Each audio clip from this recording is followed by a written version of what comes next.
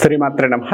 శ్రీ బాలాత్రిపుర సుందరే నమః. రేపు 2026 ఆదివారం అమావాస్య ప్లస్ మనకి సూర్యగ్రహణం ఏర్పడుతూ ఉంది. ఈ సూర్యగ్రహణం ఏర్పడుతున్నప్పుడు కొన్ని మంత్రాలు కొన్ని చేసుకోవడం వల్ల చాలా మంచి ఫలితాలు ఎక్కువ ఉంటాయని చెప్పవచ్చు. మంత్రధారణ ఇన్ని రోజులు మీరు చేసుకోకపోయినా ఈ సూర్యగ్రహణం వచ్చినప్పుడు అంటే అమావాస్య కలిసి వస్తుంది కాబట్టి ఈ యొక్క గ్రహాలకు సంబంధించినంత వరకు కూడా అంటే ఏ గ్రహం అయితే ఉందో ఈ సూర్యగ్రహణంతో ఏర్పడుతున్న గ్రహం రోజున కొన్ని మంత్రోచ్చారణ చేసుకోవడం, జపం చేసుకోవడం ఇలాంటివి చేసుకుంటే మంచి ఫలితాలు ఎక్కువగా ఉంటుందని చెప్పొచ్చు. ఈ యొక్క 2026 అమావాస్య తర్వాత అంటే అమావాస్య రోజు ఏ రాశుల వారు ఏది చేసుకుంటే ఇబ్బందుల నుంచి తొలగిపోతాయి, బాగా ఉన్న రాశులకి మంచి ఉన్నతమైన ఫలితాలు ఇవ్వడానికి అవకాశం ఎక్కువ కలిగి ఉంటారు. కానీ ప్రతి ఒక్కళ్ళు కూడా ఇప్పుడు చెప్పే 12 రాశుల వారికి 12 మంత్రాలు నేను చెప్తాను.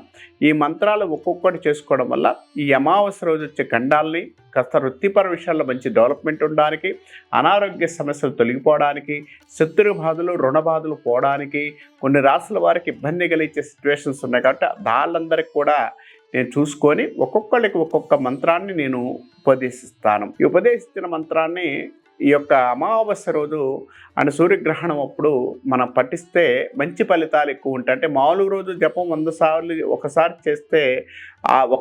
చేస్తే ఒకసారే ఉంటుంది. అదే ఒక్కసారి మీరు గ్రహణం రోజు అమావాస్య రోజు ఆదివారం పూట చేస్తే ఒకసారి చేస్తే 1000 సార్లు చేసినట్టు ప్రతిఫలం ఎక్కువ ఉండే, ఒక్కసారి చేస్తే అంత ప్రతిఫలం అంటే దాదాపు 999 కల్లా రెట్టింపు లాభాన్ని పొందే అవకాశం కలిగి ఉంటారని చెప్పుకోవచ్చు. అంటే ఏ రాశి వారు ఏ మంత్రాన్ని పఠించాలో ఒకసారి చూద్దాం. మేషరాశి వారు పఠించాల్సిన మంత్రం ఓం శ్రీరామాయే నమః.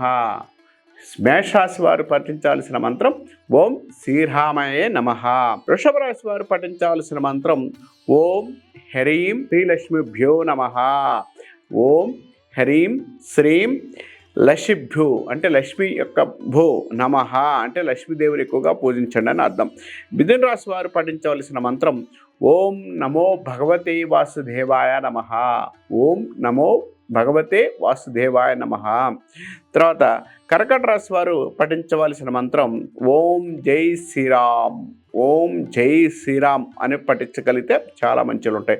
సింహరాశి వారు పఠించవలసిన మంత్రం ఓం శ్రీరామాయే నమః. ఓం శ్రీరామాయే నమః.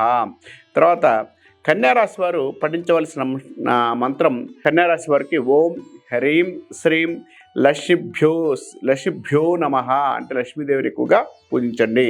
లక్ష్మీభ్యో నమః. తర్వాత తులారాశి వారు పఠించవలసిన మంత్రం ఓం నమో భగవతే వాసుదేవాయ నమః అంటే తులారాశి వారు ఈ యొక్క మంత్రాన్ని పాటించడం వల్ల మంచి ఫలితాలు ఎక్కువ ఉంటాయని చెప్పొచ్చు.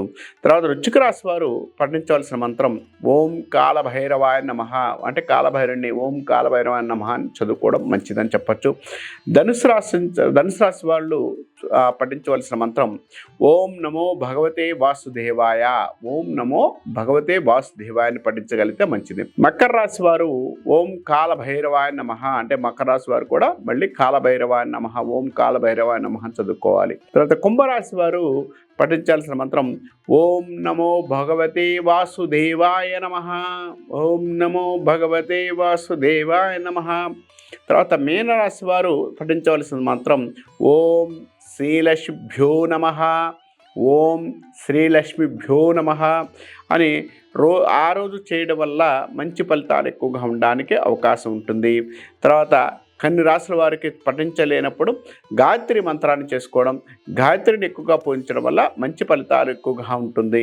తర్వాత గ్రహణం తర్వాత స్నానం ఆచరించి పేదలకి దానం చేయడం, తర్వాత అన్నదానం కానీ ఇలాంటి గ్రహణం తర్వాత చేసుకోగలిగితే ఇది మంచి ఫలితాలు ఎక్కువగా ఉంటాయని చెప్పుకోవచ్చు.